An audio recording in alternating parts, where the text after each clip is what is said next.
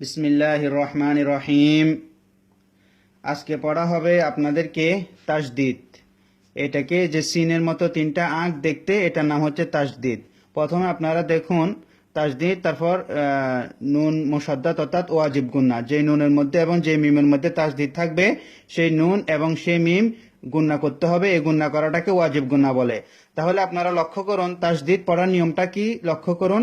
যেমন আব্বা, তাহলে এখানে আব্বা, প্রথমে হামজাটা এসে হরকতটা এসে বাম পাশের অক্ষরটাকে ধরছে, আবার বাম পাশের অক্ষরের মধ্যে জবরটা উচ্চারণ হয়েছে। তাহলে অর্থাৎ দুইটা অক্ষর একসাথে উচ্চারিত হয়ে গেছে, দুইটা অক্ষর একসাথে উচ্চারিত হয়েছে, অর্থাৎ এই অক্ষরটা এসে এই অক্ষরটার ভিতরে ঢুকে গেছে। দেখুন, দুইটা অক্ষর একসাথে উচ্চারণ যখন বুঝাবে তখন এরকম একটা চিহ্ন দেবে, সিনের চিহ্নটার মতো।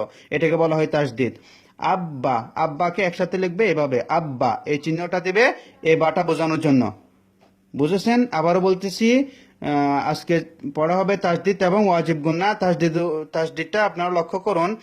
আব্বা অর্থাৎ প্রথম হরকত এসে দ্বিতীয় হরকতকে ধরবে, আবার দ্বিতীয় হরকতের দ্বিতীয় অক্ষরের হরকতটা উচ্চারণ হবে, যেমন আব্বা।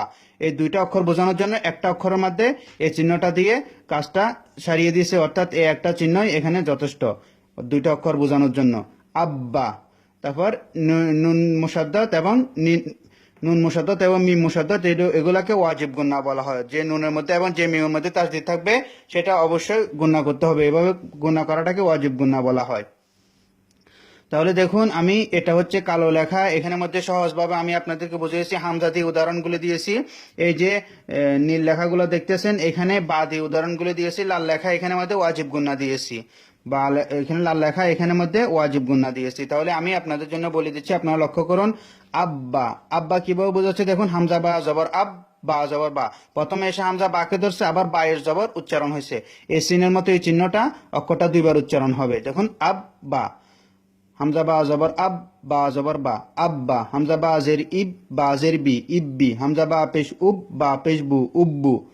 আব্বা, ইব্বি, উব্বু। হামজা বা জবর আব, বা আলিফ দুই জবর বান। তাহলে দেখুন এখানে তাসদিদটা প্রথমে দিয়ে নেয়, তাসদিদটা দিয়ে নিলাম আব্বান। হামজা বা জবর আব, বা আলিফ দুই জবর বান। আমি বলেছি অক্ষ করার নিয়মটা সামনে আসবে, তখন বুঝবেন আলিফটার নিয়ম। এখন আমি যেভাবে বলতেছি সেভাবে আপনারা শিখুন।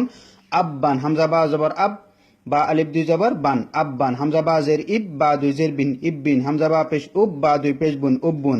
এখানে ভিডিওটা লম্বা হয়ে যাবে, তাই আমি বানানটা করে দিচ্ছি না, বানানটা আমি অডিওতে ভালোভাবে করে দেব। তাহলে আমি বলতেছি, লক্ষ্য করুন। আব্বা, ইব্বি, উব্বু, আব্বান, ইব্বিন, উব্বুন। আত্তা, ইত্তি, উত্তু, আত্তান, ইত্তিন, উত্তুন। আচ্ছা, ইসি, উসু, আসান, ইসিন, উসুন। আজ্জা, ইজ্জি, উজ্জু। জিম শক্ত হবে তাসদিদ হলে।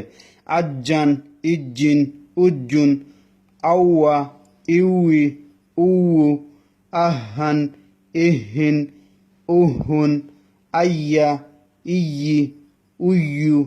Ian, Yin, উইয়ুন। এখন দেখুন আবার এখানে তাসদিদ আসছে, বা যাই বাকি কিভাবে ধরবে সেটা বোঝানোর জন্য লেখাটা নীল দিলাম। এটা হয়তো আপনাদের কাছে একটু জটিল মনে হতে পারে, সেই জন্য একটু গুরুত্ব সহকারে এটা আপনারা বুঝে নেবেন।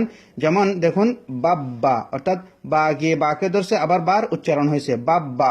এই বাটা এসে এই অক্ষরের মধ্যে ঢুকবে, আবার এই হরকতটা উচ্চারণ হবে, বাব্বা। এই অক্ষরটাকে ডবল বোঝানোর জন্য এই চিহ্নটা ব্যবহার করা হয়, তার চিহ্নটা ব্যবহার করা হয়, বাব্বা।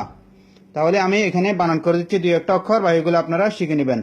বা বা জবর বাব, বা জবর বা, বাব্বা। বা বা জের বিব, বা জের বি, বিব্বি। বা বা পেশ বুব, বা পেশ বু, বুব্বু। বাব্বা, বিব্বি, বুব্বু। বা বা জবর বাব, বা আলিফ দুই জবর বান, বাব্বান। বা বা জের বিব, বা দুই জের বিন, বিব্বিন। বা বা পেশ বুব, বা দুই পেশ বুন, বুব্বুন। বাব্বা, বিব্বি, বুব্বু। বাব্বান, বিব্বিন, বুব্বুন। তাব্বা, তিব্বি, তুব্বু। তাব্বান, তিব্বিন, তুব্বুন। জাব্বা, জিব্বি, জুব্বু। জাব্বান, জিব্বিন, জুব্বুন। হাইয়া, হিয়্যি, হুইয়্যু। অক্ষরটা দেখেন, ইয়ার মধ্যে যখন তাসদিদ হবে ইয়া শক্ত হবে। হাইয়া, হিয়্যি, হুইয়্যু। হাইয়ান, হিয়্যিন, হুইয়ুন। আদ্দা, ইদ্দি, উদ্দু। এখন আসছে দেখুন লাল লেখাটা, তাও আমি বুঝিয়েছি ডবল মিম দিয়ে। ডবল মিম অর্থাৎ আইন মিম যাবার আম, মিম যাবার মা, আম্মা। তাহলে দুইটা মিমকে একটা মিমের মধ্যে কিভাবে ঢুকেছে দেখুন, আইন মিম যাবার আম, মিম যাবার মা। তাসদিদটা আজকে আপনারা এখান থেকে ভালোভাবে বুঝে নিতে হবে, যেহেতু একটা দুইটা তিনটা উদাহরণ দিয়েছে এখানে। আইন মিম যাবার আম, মিম যাবার মা, আম্মা। তাহলে এটা ওয়াজিব গুন্না। এই যে নুন মুসাদ্দাদ এবং মিম মুসাদ্দাদ বললাম ওয়াজিব গুন্না, মিমের মধ্যে তাসদিদ এবং নুনের মধ্যে তাসদিদ। দেখুন দুইটা মিম একসাথে হয়ে গেছে, দুইটা নুন একসাথে হয়ে গেছে। একক একক একক আসলে এভাবে আসতো, তাই তাসদিদ দিয়ে কাজটা সংক্ষেপ করে দিয়েছে। মিমটাকে একটা মিম আর একটা মিমের মধ্যে ঢুকে গেছে। হবে আইন মিম যাবার আম, মিম যাবার মা, আম্মা। আইন নুন যাবার আন, নুন যাবার না, আন্না। যখন এভাবে মিমের মধ্যে তাসদিদ দেখবেন, আপনাদেরকে অবশ্যই গুণনা করতে হবে। গুণনা অর্থাৎ আওয়াজটাকে নাকের বাসির মধ্যে নিতে হবে। যেমন আম্মা, আমি বানান করতেছি, লক্ষ্য করুন। আইন মিম যাবার আম, মিম যাবার মা, আম্মা। লাম মিম যাবার লাম, মিম যাবার মা, লাম্মা। হা মিম যাবার হাম, মিম যাবার মা, হাম্মা। এটা গেল নুন মুসাদ্দাত, মিম মুসাদ্দাত। অবশ্যই গুণনা করতে হবে মিমের মধ্যে তাসদিদ হলে। এখন আসুন নুন মুসাদ্দাত। আইন নুন যাবার আন, নুন যাবার না, আন্না, আন্না। তাহলে দেখছেন নুনের মধ্যে তাসদিদ হলে কিভাবে গুণনা হয়, আওয়াজটা নাকের বাসের মধ্যে যাবে, গিয়ে দুই আলিফ সমান অপেক্ষা করতে হবে, আওয়াজটাকে, এটাকে বলা হয় গুণনা।